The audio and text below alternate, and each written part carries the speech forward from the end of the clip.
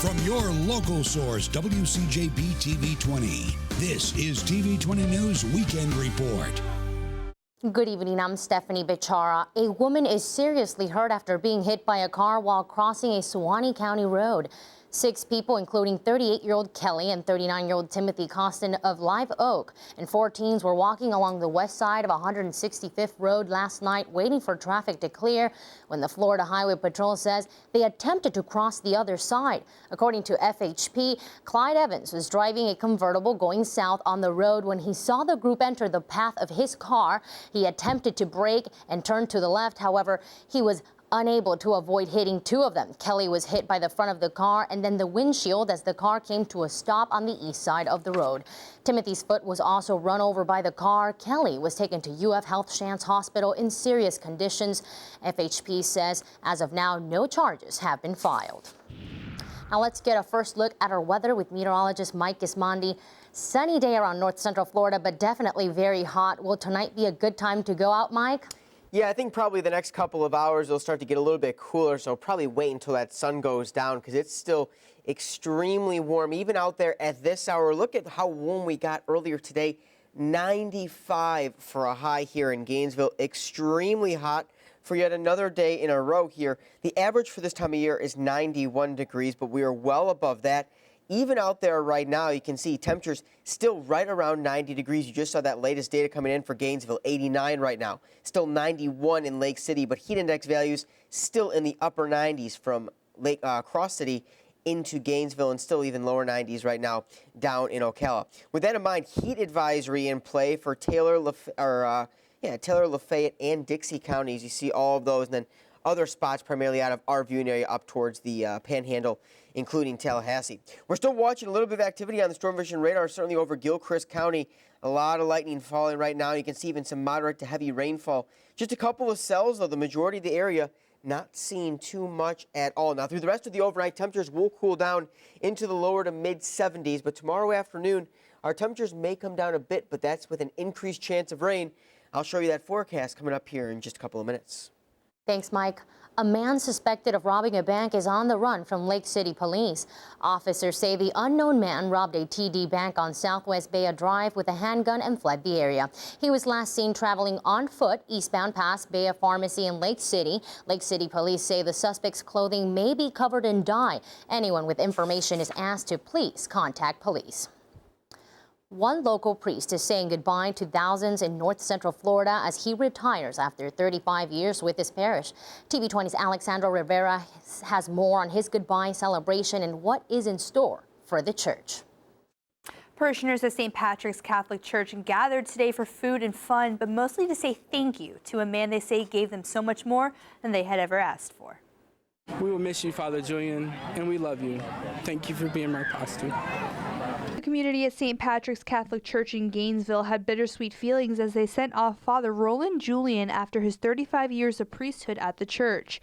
Father Julian, who turned 77 on Wednesday, has served in different churches in over 5 cities throughout the state of Florida and is retiring after being a priest in the Catholic Church for over 50 years.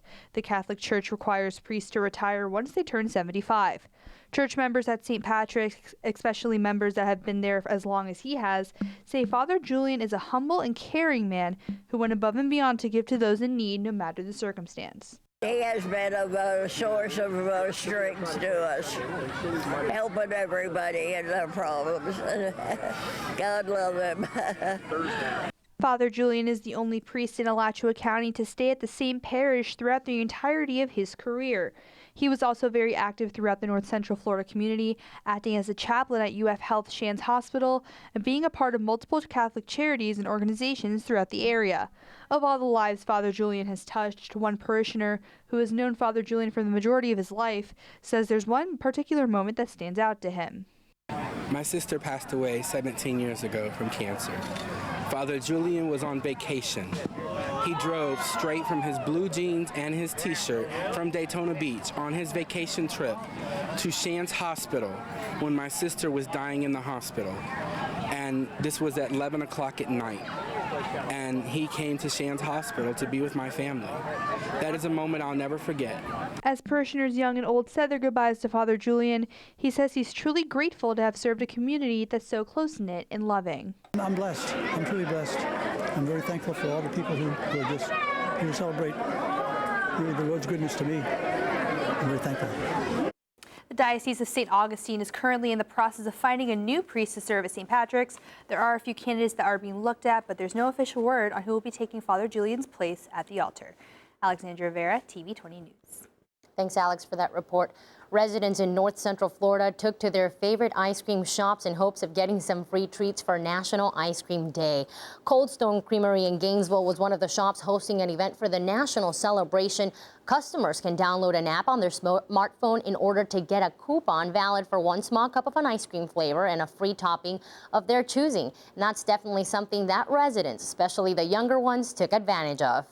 My mom told us, she picked us up from BBS and told us about it. The promotion runs through the rest of the day at both Cold Stone locations in Gainesville. Offers may vary throughout locations in the area.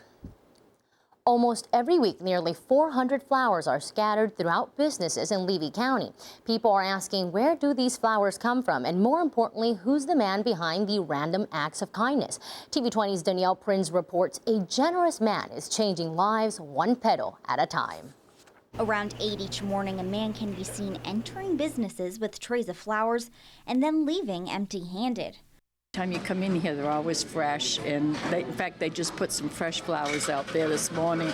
They are beautiful. For 6 years, people in Levy County have enjoyed seeing these beautiful flowers, but some have questions. Compliments, questions. A lot of family members come in and ask about them. My wife asked them the other day where they came from, and they just told her that someone stops in and drops them off.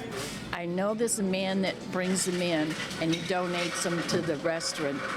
After a little searching, we found Chuck Hunkamp, the man behind the flowers. I just want to be anonymous. Up to now I was, and I just wanted to get in and out so people can enjoy them, and that's why I just dropped them and left. Morning after morning, he delivers about 50 to 100 flowers, depending upon how many are in bloom at the time. The flowers only live for a few hours, so he's up by 7 tending to them. But only the best of the best make it into one of the 4 trays. When he's ready, him and his wife load the car. I look forward to this every day, to go out with him. There is some work, but you really don't mind the work that there is involved because it's something you love to do. To Chuck, he says it's simply a hobby. All the hard work is for pure joy. We want to share the beauty with everybody, and I wouldn't be right to sell something so beautiful. Year after year, Chuck's flowers have made an impact on people. They may not know his name, but they remember how his flowers make them feel. She said I saved her life, and I asked why that, and she said I was going home to commit suicide.